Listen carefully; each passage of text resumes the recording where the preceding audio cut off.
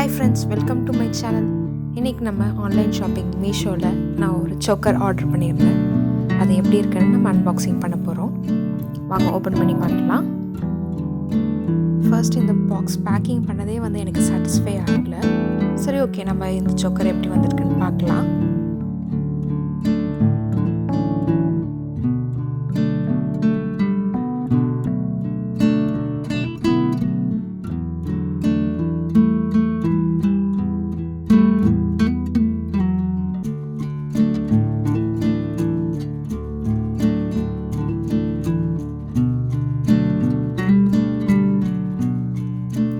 Choker பார்க்கறதுக்கு கிராண்டாக இருக்குது. பட் அது த்ரெட் இல்லாமல் செயின் டைப்பில் கொடுத்துருந்தா இன்னும் நல்லா இருந்திருக்கும். நெக்ஸ்ட்டு அதோட செட் இயரிங் எப்படி வந்திருக்குன்னு பார்க்கலாம். இயரிங்குமே சூப்பராக இருக்குது.